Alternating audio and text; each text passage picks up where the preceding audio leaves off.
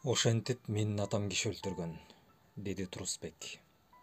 Ал тымызын соккон желге билинер билинбес шуудураган жалбырактарды тиктеп, эч акы болгон бир окуяны эстеп жатты окшойт. Кичинекей үлүлдү жерден алып кармансаң, эки мүйүзүн сербейтип чыгарат. Ал эми катуураак кыймылдатып койсоң, дароо седе үйүнө кире качат. Анан аны эмне кылсаң да чыкпайт. Чукулап кыймылдатсаң, ого бетер жабышып, ары так уйгуна кирип алат. Эгерде тийбей оюна койсоң, бир аздан кийин өзү эле текедей кой коюп чыга келет.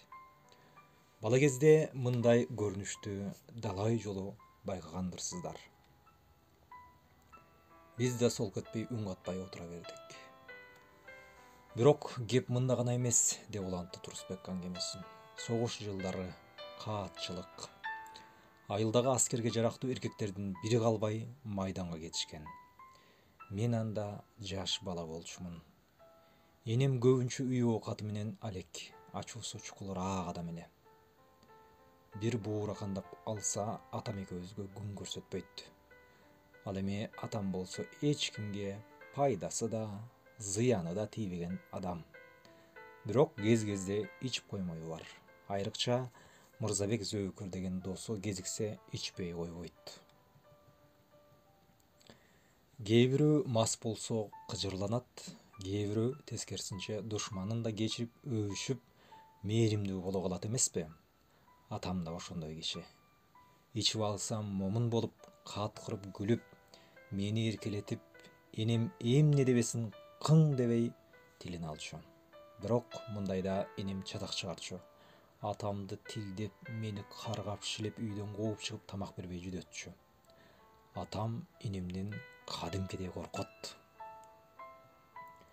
Биздин үйдө болуп жаткан окуяларды эч ким билбейт. Дарбаза жабылуу, итибиз кабаган. Атам Мырзабек досунан башка менен сырдашпайт. Кээде энем үйдө жокто сарайга кирип алышып, ичкилигишет. Мындайда көбүнчө Мырзабек сүйлөйт. Ой, ушу сен да эркексиңби? Катын дегенди көп чойроктотпой, бек кармаш керек. Зайыбынан корккон эркек адам эмес. Ал жөн эле бир жан. Кана, сенин кайратың үчүн, деп бакылдап жатканын нечен жолу уккамын. Бала кезимде турмуш мени көп эркелеткен жок. Үйдө жанагыдай талаш тартыштар күн алыс болуп турат. Энем атамды тилдегенде менин да өлүк тиригимди кошо көргүсү келип калат. Бирок турмуш канчалык оор болбосун, үйдөн канчалык тил угуп, зээнин кейбесин, бир адамды көргөндө баарын унутам. Бул Зайра.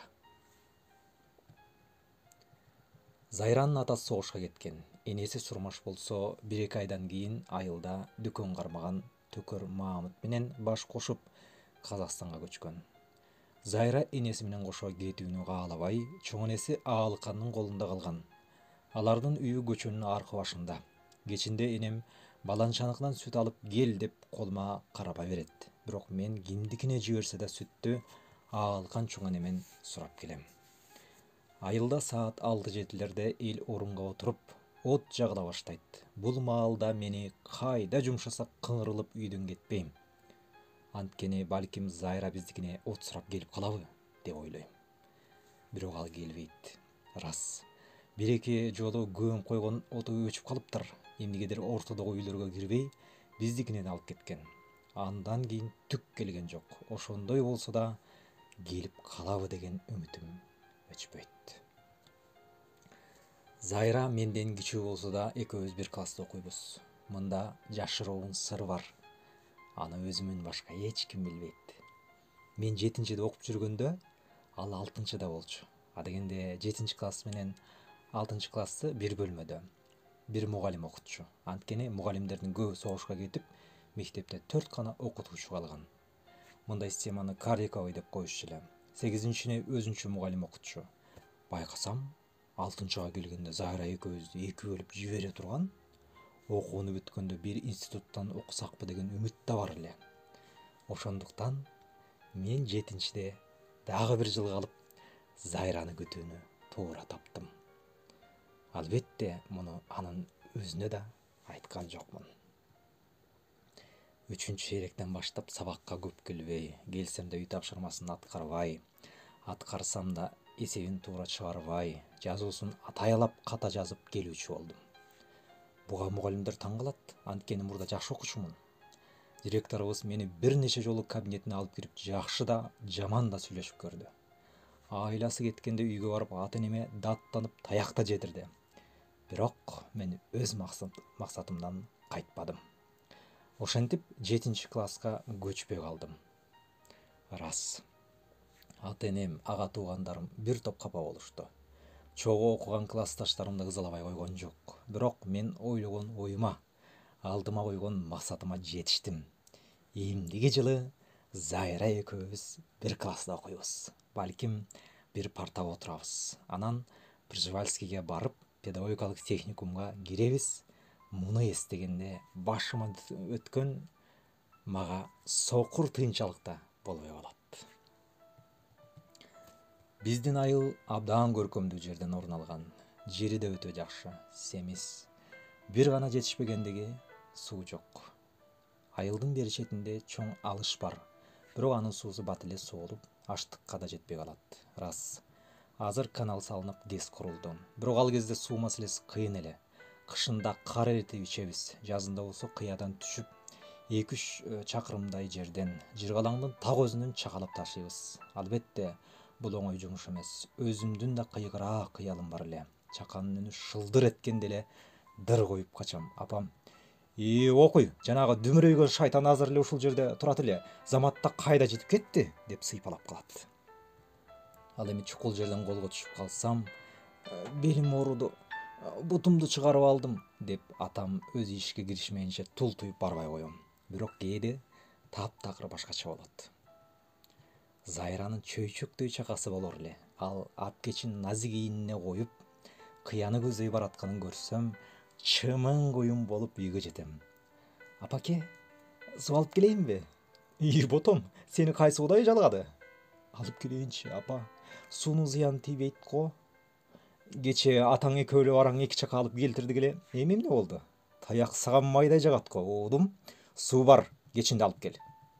Бирок мен ал сөздөрдү угуп отурууга чамам жок. Шапа-шуп чагадагы сууларды кочоктогу чоң кара казанга шарылдатып куя салып жөнөйм. Апам таң калып карап калат. Мен болсом чаңды буркулдатып, чуркап отуруп Зайрага жетем. "Зайреке, кайда баратасың?" деп сурайм, билип турсам да. "Сууга, сенчи?" "Мен да чогуу баралы, Зайра унчукпай башын ийкейт.